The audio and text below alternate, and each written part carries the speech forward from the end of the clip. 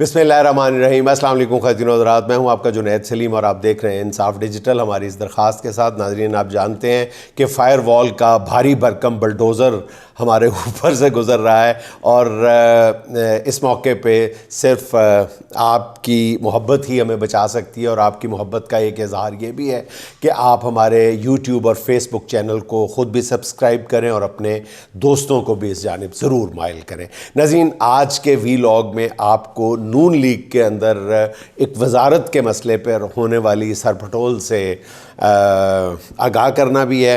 بڑی مزے کی سٹوری ہے، وہ آگے چل کے آپ کو بتاؤں گا۔ ہمارا عدالتی نظام بھی زوال سے آگے اب پتال کی جانب گامزن ہے۔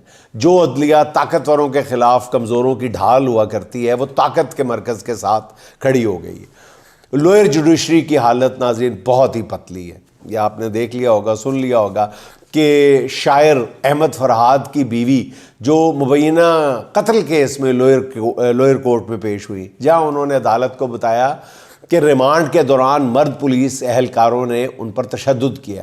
اب بجائے طبی معائنے کا حکم دینے کے سول جج شائستہ کنڈی نے بھری عدالت میں ریمارکس دیے۔ اس خاتون کو کہا، احمد فرحاد کی بیوی سے کہا کہ ذرا دکھاؤ کہاں کہاں تشدد ہوا ہے تمہارے۔ استغفر اللہ۔ ایک خاتون جج ایک خاتون سے کہہ رہی ہے کہ دکھاؤ ذرا، بھری عدالت میں دکھاؤ کہاں کہاں پہ تشدد ہوا ہے تمہارا۔ ناظرین، ایک خاتون جج کے ایسے خاتون سائل کے ساتھ اس رویے کو آپ کیا کہیں گے، کیا نام دیں گے؟ ایسے بیہودہ ریمارکس پر کون ان جج صاحبہ کا محاسبہ کرے گا؟ دوسری طرف خود عدلیہ کے ججز جو ہیں وہ انصاف کے لیے مارے پھر رہے ہیں۔ اچھا ناظرین، اب آتے ہیں عمران خان کے ٹائم میگزین میں لکھے گئے آرٹیکل۔ اس آرٹیکل نے حکومتی ایوانوں میں باقاعدہ آگ لگا دی ہے۔ پہلے کہا گیا کہ جی عمران خان کیسے کالم لکھ سکتا ہے، اس کے پاس تو کاغذ اور قلم کی سہولت ہی نہیں ہے۔ اب کہا جا رہا ہے کہ عمران خان کا آرٹیکل ملک کے چہرے پر کالک ملنے کی کوشش ہے۔ عمران خان نے تو کالم میں اپنے اور اپنے پارٹی کے ساتھ روا رکھے جانے والے مظالم کی بات کے علاوہ کیا کیا ہے؟ عمران خان نے اپنے کالم میں لکھا ہے کہ جب تک تمام ادارے اپنی حدود میں رہ کر کام نہیں کرتے، پاکستان کی ترقی کا کوئی امکان نہیں ہے۔ اس میں کون سی قابل اعتراض بات ہے؟ اور اس میں پاکستان پر کالک ملنے والی کون سی بات ہے؟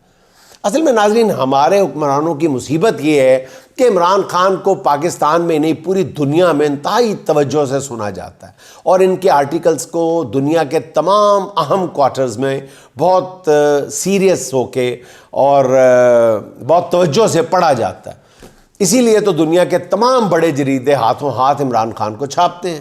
اب خان کے اس تازہ آرٹیکل کو بھی دنیا بھر میں زبردست قسم کی پذیرائی مل رہی ہے۔ یہی وجہ ہے کہ ٹائم میگزین اس آرٹیکل کو اپنے ٹویٹر ہینڈل پر بار بار پوسٹ کر رہا ہے، اور لگتا ہے کہ عمران خان کے مضمون کی اس حیرت انگیز پذیرائی پر ٹائم میگزین کی انتظامیہ بھی خود حیران ہے۔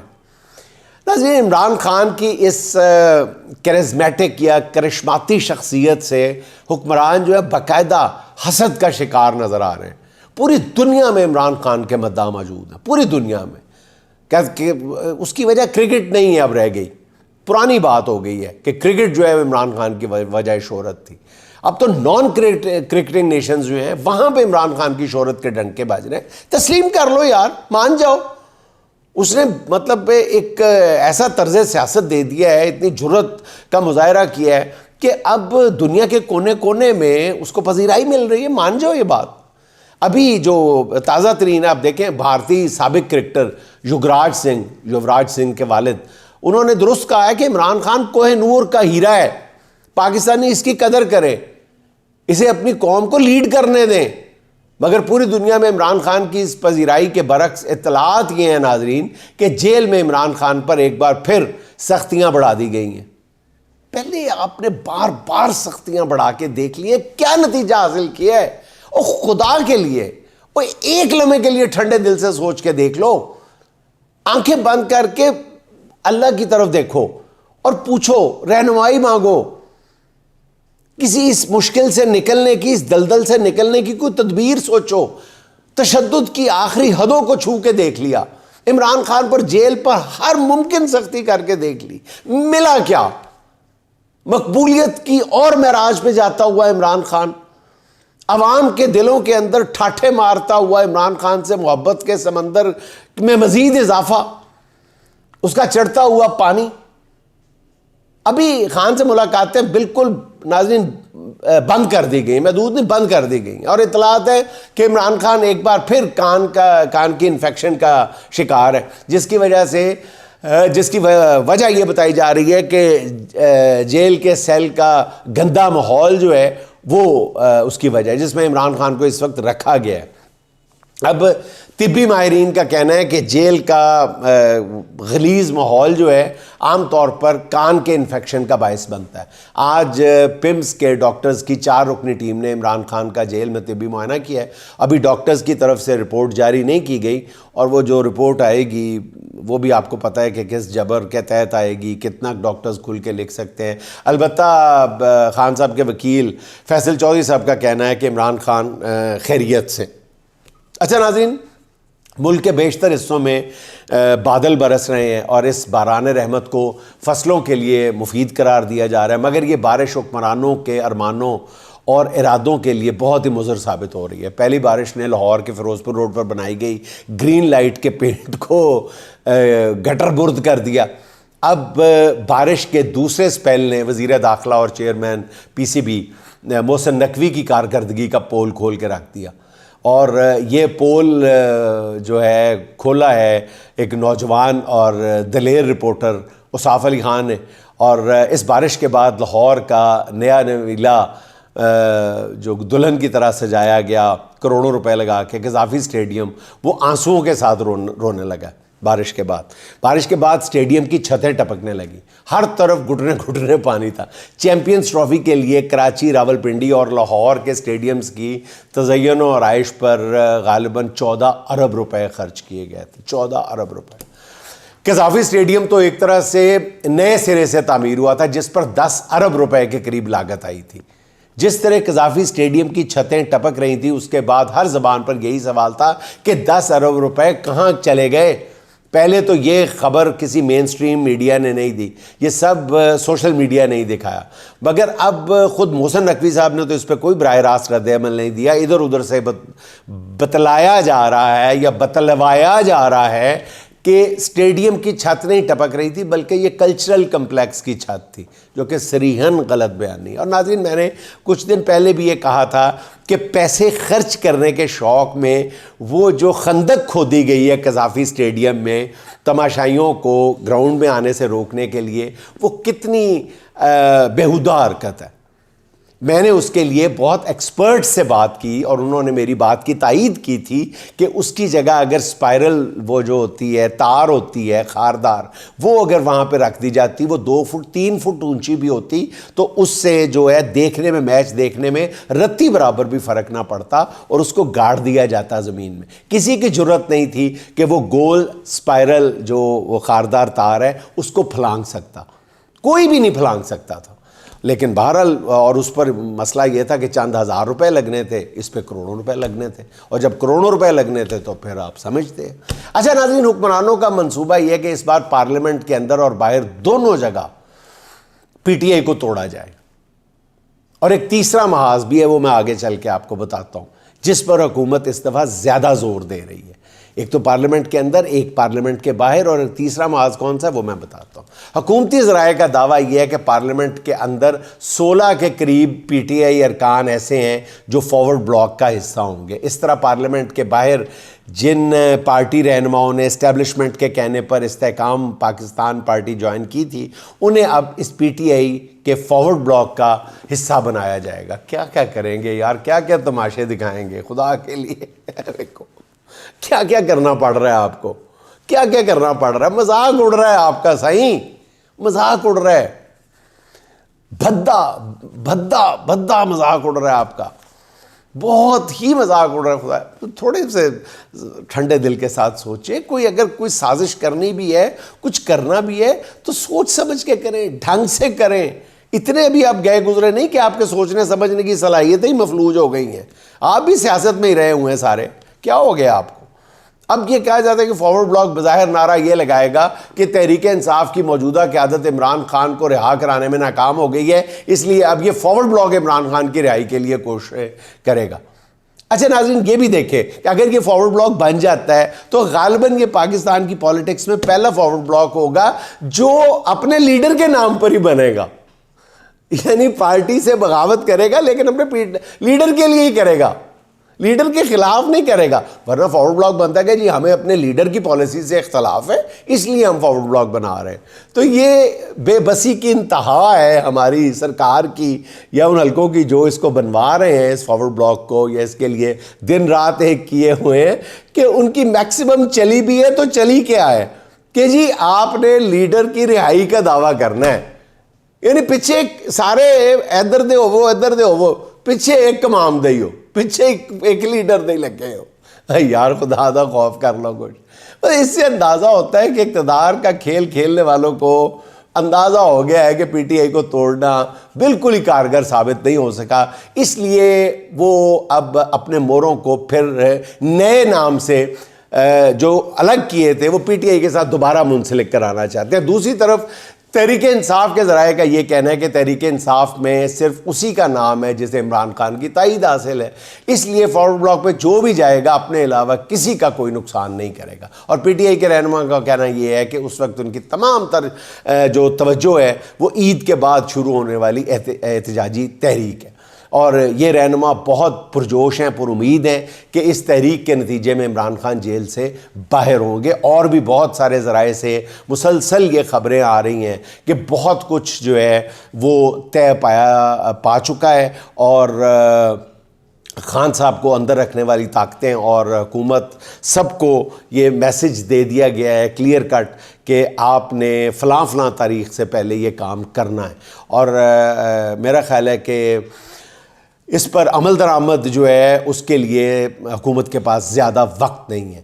اچھا جو تیسرا محاذ ناظرین میں کہہ رہا ہوں کہ حکومت جس پر پی ٹی آئی کے اندر دراڑ پیدا کرنا چاہتی ہے اس میں حکومت بہت حد تک کامیاب ہو چکی ہے، وہ ہے سوشل میڈیا کا محاذ، جس پر میں بار بار آپ کی خدمت میں عرض کرتا ہوں، اور اس میں آپ سب کا رول ہے کہ جو بھی اس ملک میں رول آف لاء کے حامی ہیں وہ خدارہ اس معاملے سے بچیں۔ جو بندہ بھی اختلاف کی آواز کو ہوا دیتا ہوا نظر آتا ہے، کسی بھی، چاہے وہ آپ کو ٹھیک بھی لگ رہا ہو، آپ اس کی حوصلہ شکنی کریں، ہر ممکن انداز میں حوصلہ شکنی کریں۔ یہ وقت نہیں ہے لڑنے کا۔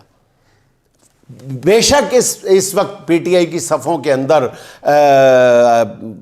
ہر طرح کے ناگ موجود ہیں، بالکل موجود ہیں، غدار بھی موجود ہیں، کمپرومائزڈ بھی موجود ہیں، لیکن اس طرح ہر ایک کو کمپرومائزڈ کہہ دینا، ہر ایک کو آپ ناگ قرار دے دیں گے تو یہ اس وقت آپ پی ٹی آئی کی کوئی خدمت نہیں کریں گے۔ تو اس وقت پی ٹی آئی کی اگر آپ رول آف لاء کے حامی ہیں تو پھر یہ ضرور کرے کہ پی ٹی آئی کے اندر سے اٹھنے والی سوشل میڈیا پر جو آوازیں ہیں وہ چاہے ٹھیک ہیں چاہے غلط ہیں، ان کو دبانے کی کوشش کریں، ان کو اگنور کرنے کی کوشش کریں، کیونکہ ان کو ابھار کے ان کو اجاگر کر کے آپ کسی طرح کی کوئی خدمت نہیں کر سکتے۔ یہ بہت بودھی دلیل ہے کہ جناب اگر ان کی نشاندہی نہیں کریں گے تو وہ پارٹی پہ قبضہ کر لیں گے۔ کوئی پارٹی پہ قبضہ نہیں کر سکتا، کوئی پارٹی پہ قبضہ نہیں کر سکتا۔ عمران خان جب تک زندہ ہے کوئی پارٹی پر قبضہ نہیں کر سکتا۔ اب ذرائع کے مطابق اس بار ناظرین حتمی کال کے موقع پہ ارکان اسمبلی اور پارٹی قیادت جو ہے وہ پہلی صف میں ہوگی اور کارکن ان کے پیچھے ہوں گے۔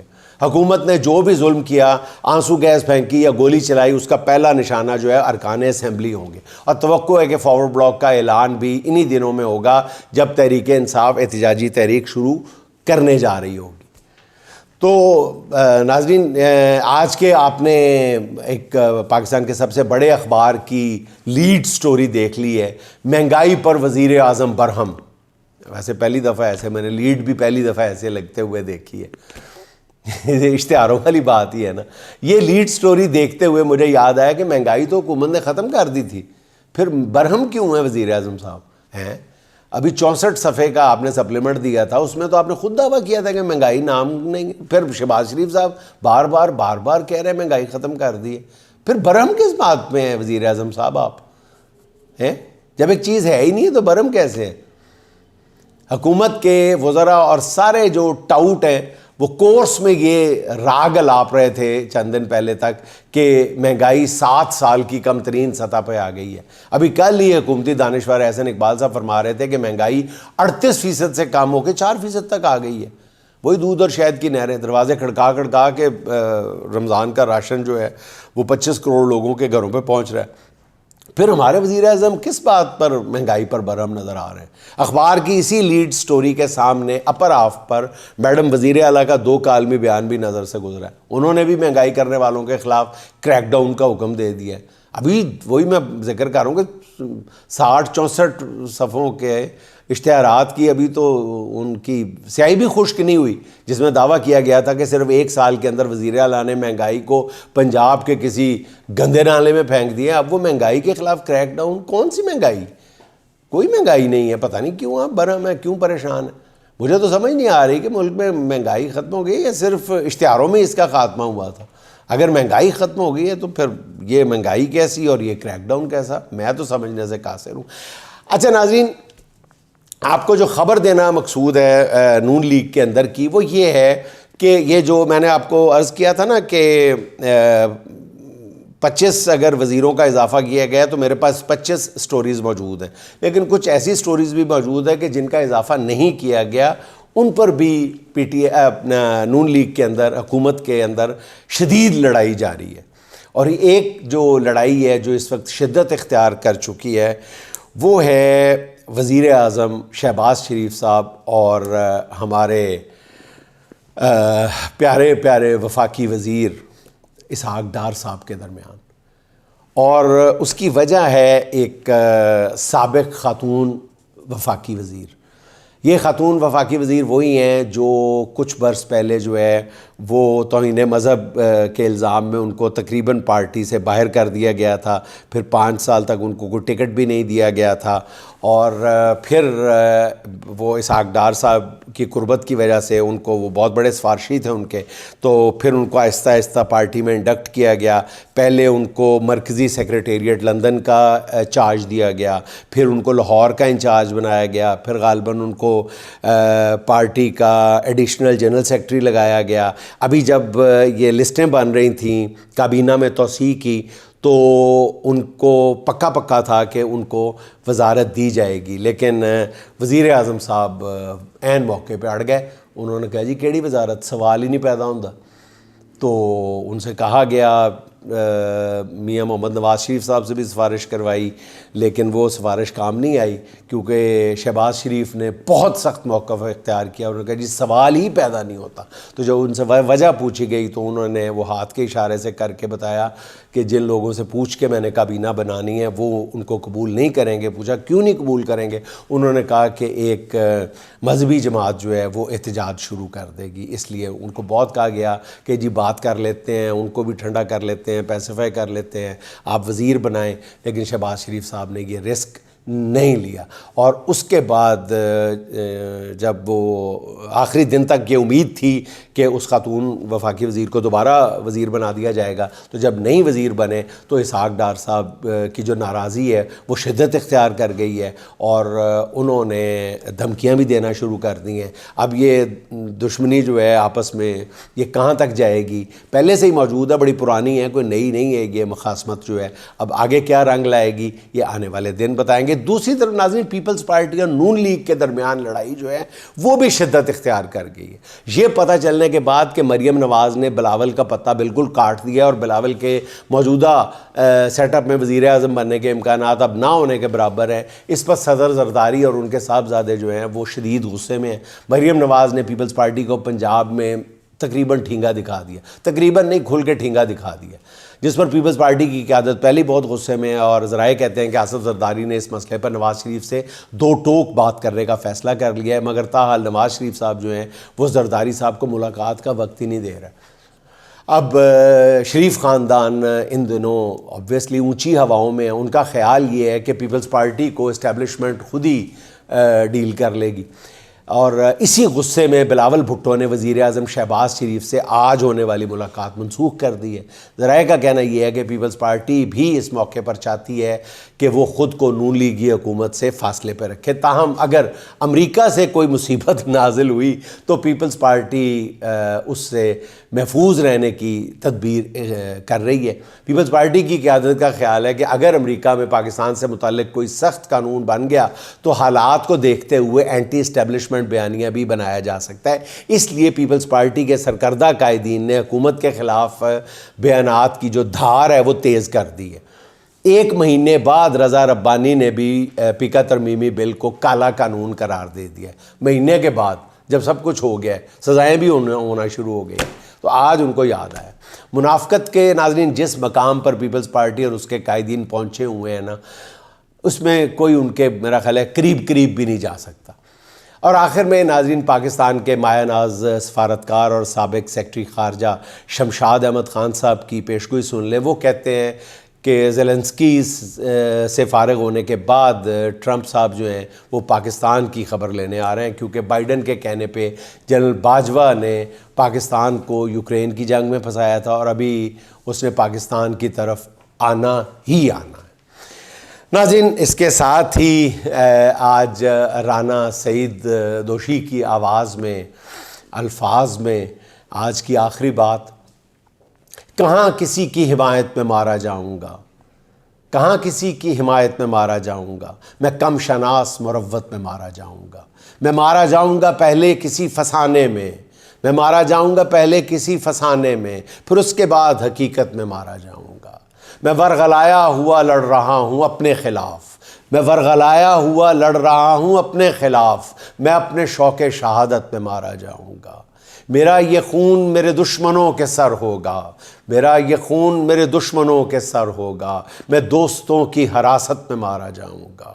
میں چپ رہا تو مجھے مار دے گا میرا ضمیر، میں چپ رہا تو مجھے مار دے گا میرا ضمیر، گواہی دی تو عدالت میں مارا جاؤں گا، گواہی دی تو عدالت میں مارا جاؤں گا۔ عدو کی عارضی پسپائی میری فتح کہاں، عدو کی عارضی پسپائی میری فتح کہاں، میں شغل مال غنیمت میں مارا جاؤں گا، میں شغل مال غنیمت میں مارا جاؤں گا۔ ناظرین خوش رہیں، خوش رکھیں، آپ سے ملاقات ہوگی انشاءاللہ اگلے ولاگ میں۔ اللہ حافظ۔